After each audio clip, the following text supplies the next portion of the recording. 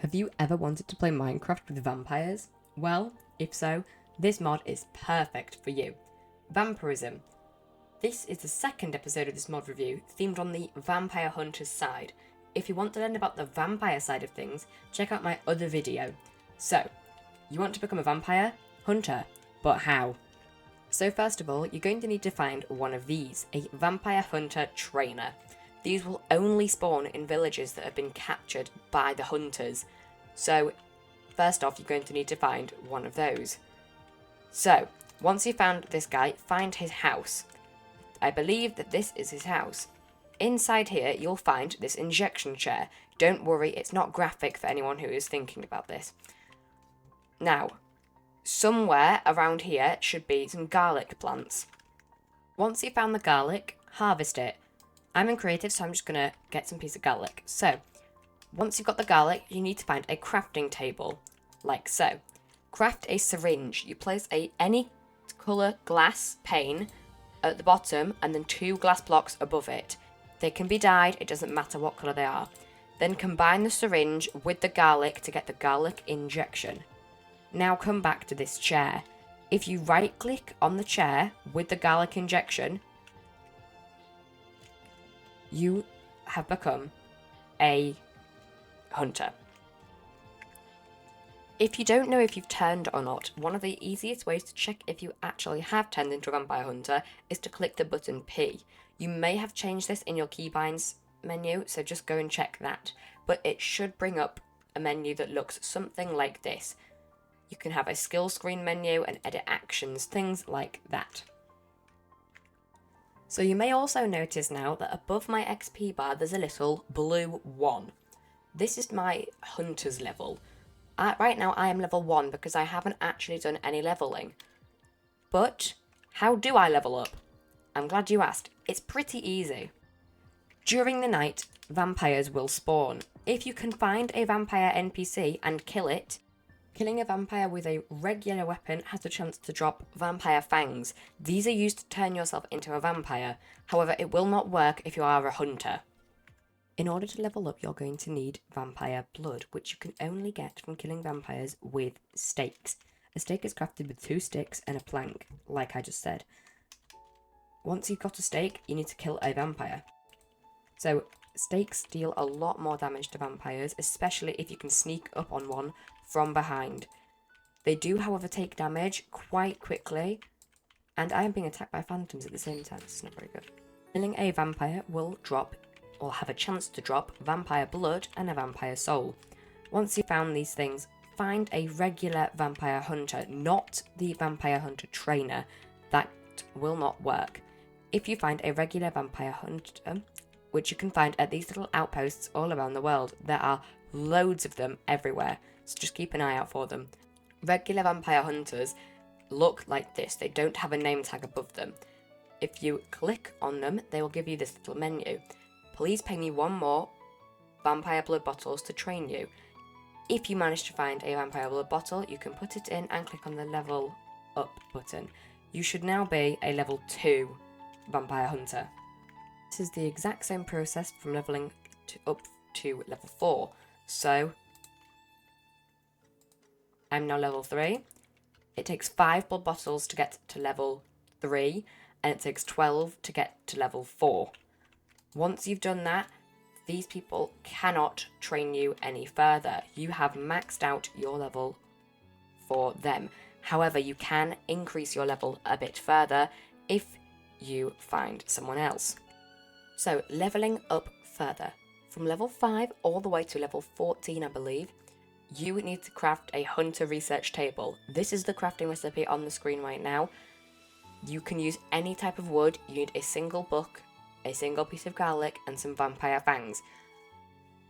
Once you've crafted it, it will look like this when you place it down. You can also find them in vampire hunter trainer houses, so if you can't be bothered to craft one, you can find them here. Using this, you are going to try many different times to get vampire hunter intel. That's what you're going to offer to vampire hunters to train you. First of all, you're going to need to find a vampire book. As it says in the Vampirism guidebook, which I will leave a mod link down in the description for that. You need a vampire book. You can find these in dungeons, mineshaft, pyramids, and other loot chests. They can also be dropped rarely by advanced vampires and advanced vampire hunters. However, I believe it's much easier just to find them from exploring.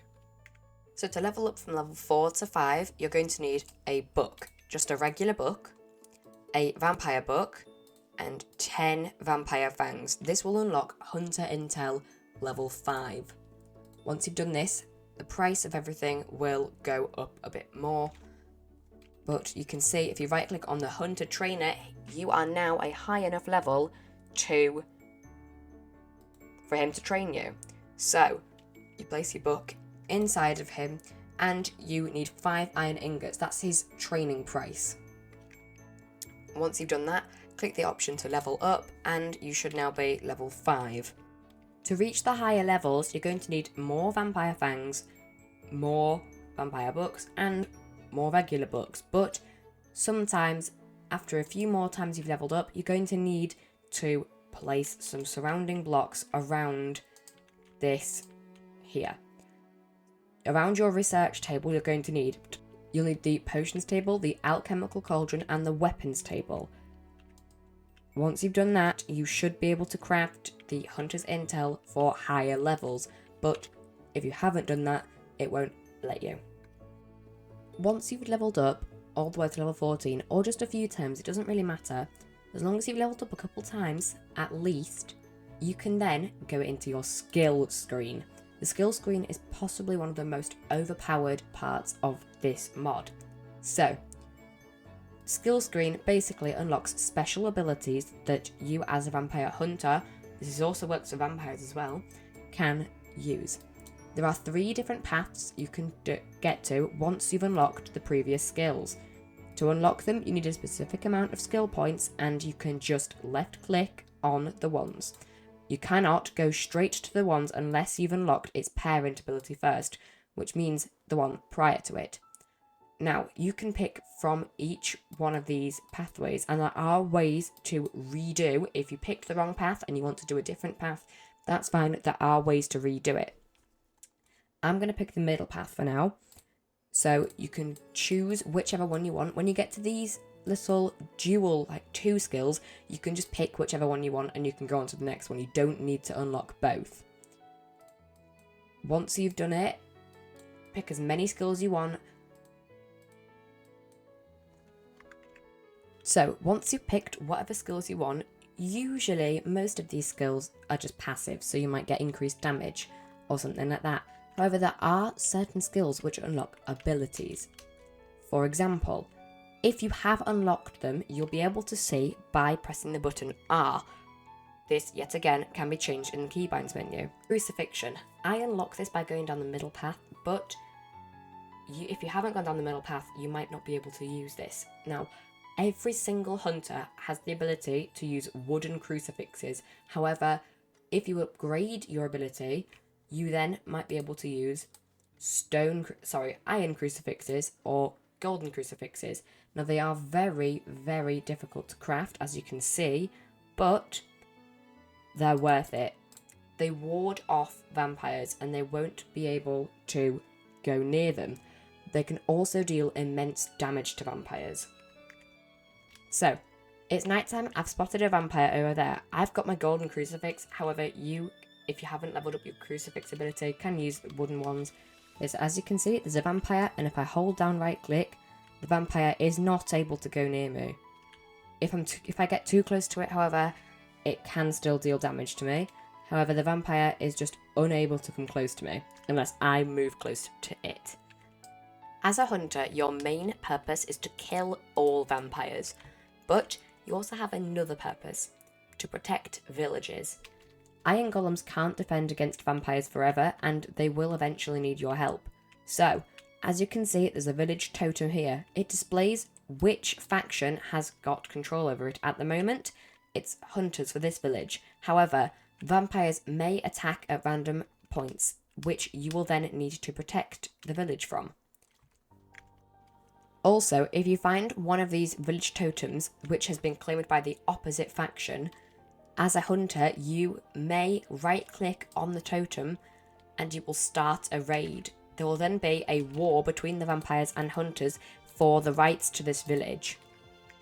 Earlier on, for the levelling section, I mentioned 3 different blocks. These 3. These are all special blocks that the hunters are able to use. The weapons table allows hunters to craft very, very powerful weapons, such as axes or swords. One of the weapons you may be able to craft is a hunter axe. This deals immense damage compared to normal regular weapons. It's crafted like this, inside of the weapons table. Not only that, but you are able to craft armour, such as the chestplate of swiftness. This is the same table that you need, and this is the crafting recipe for it. Certain armours will give you bonuses, like the chestplate of swiftness gives you a plus 3.5% speed boost. Next on this is the alchemical cauldron. This can craft things like fire.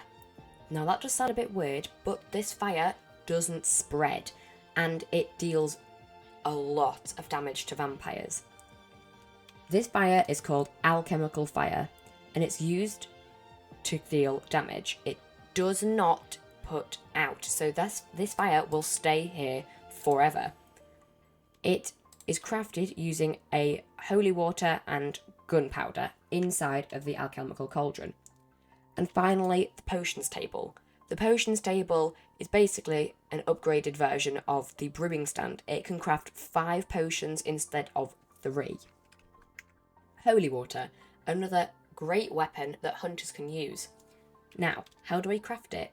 So, you're going to need some pure salt. Pure salt can be crafted by mixing a bucket of water and some garlic in the alchemical cauldron. After a while, this will become pure salt.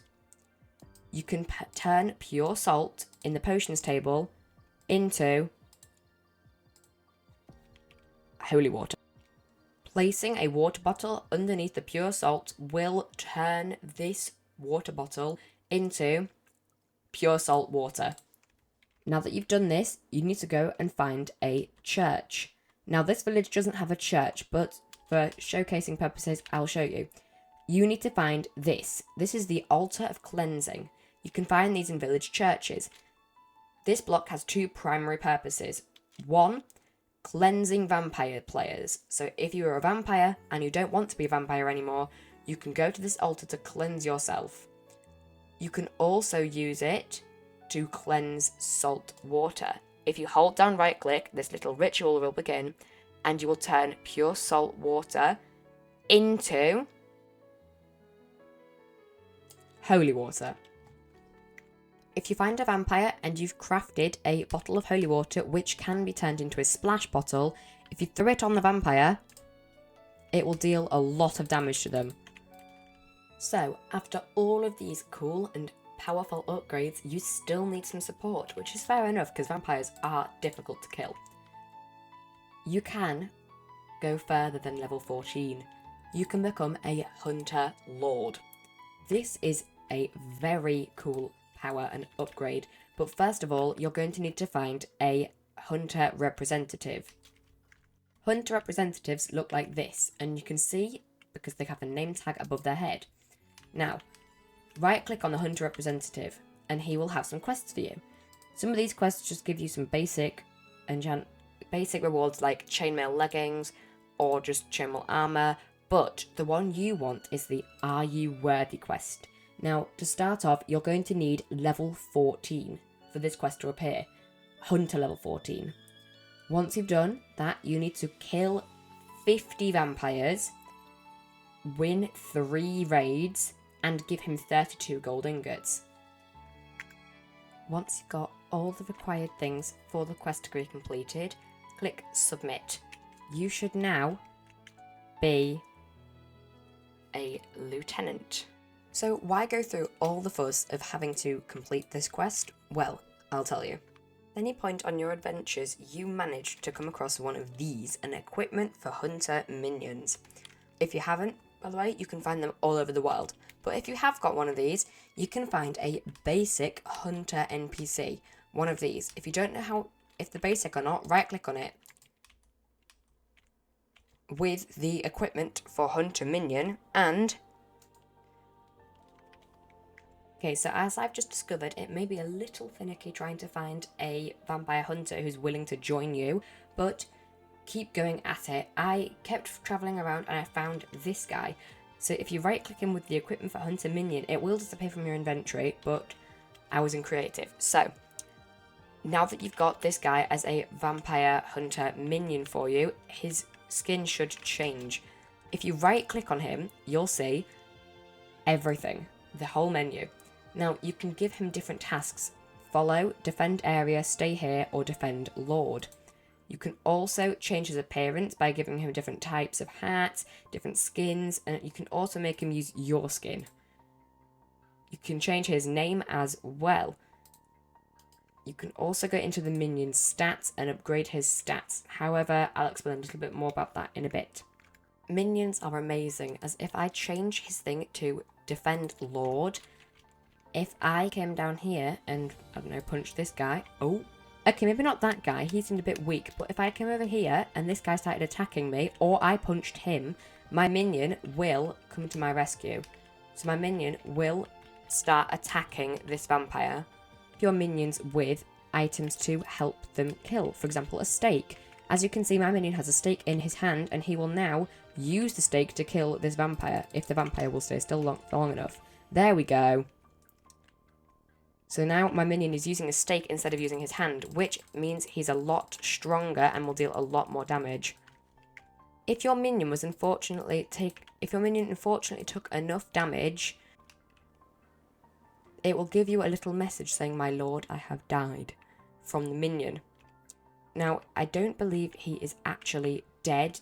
I'm pretty sure that if you wait long enough, you can use your lord menu. Now to do this, same button to open up this menu. If you click it again, you shall open up a little menu for your lord commands. If you click the button respawn dead, as you can see, my minion is still recovering, so after a bit of time you should be able to respawn your minion.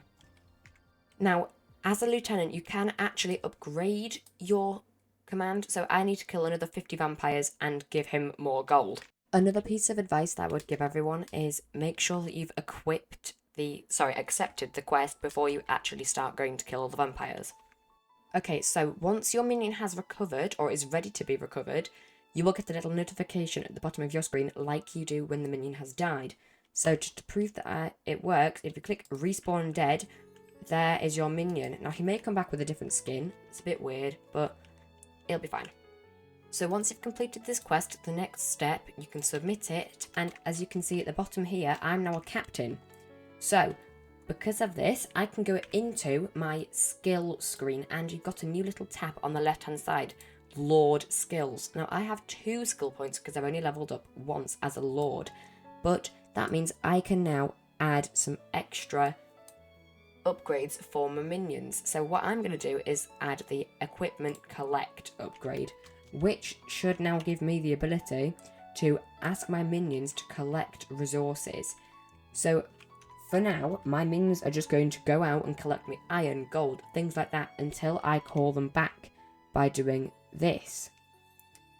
And calling my minion back. After a while, obviously I didn't give him a long enough chance, he should come back with some stuff in his inventory. Another perk is that I can now get another minion. So as you can see, I now have a second minion, and he isn't actually doing anything, so I'm going to go and send him to collect some resources. So as a captain, you can now have 2 minions, and the more times you level up, the more minions you can have. Another thing to mention is that as well as finding these regular minion equipment upgrades, you can get special or enhanced or just regular hunter minion equipment upgrades. So if I have a minion and I use the basic one, I can level it up from level 2 to level 3. If I have it at level 3, I can level it up from level 3 to level 5. And if I use the final diamond one, I can use it up to level 7, which is the maximum level a minion can be. Now that I've done this, if I go into my minion stats, I can increase its stats. So I'm going to increase its max health, attack damage, and resource efficiency. Now, just to prove that the resource collection works, this guy has gotten me 7 gold nuggets, 19 iron nuggets, and 5 pieces of coal. I want to make about vampirism is the fact that it adds a new building. Now, this place is like a village, but specifically for vampire hunters, so you won't find many vampires near here. There are quite a few vampire hunters, and there are also lots of resources here, like horses and things like gold inside as well. You can also find the tables that you're going to need. For example, alchemy tables, potions tables, things like that.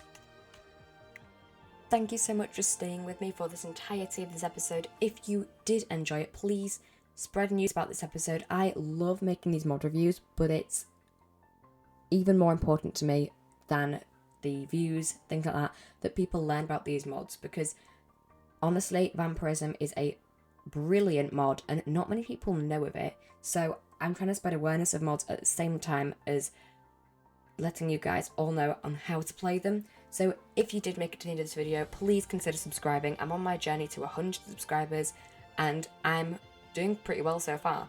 But without further ado, this is the end of this vampirism mod review. So thank you guys for staying through the end. If you want to learn about the vampire side of things, I do have a video already uploaded on the vampire side of things, and I may be releasing a werewolf video soon. So stay tuned for that, and I'll see you guys later. Bye.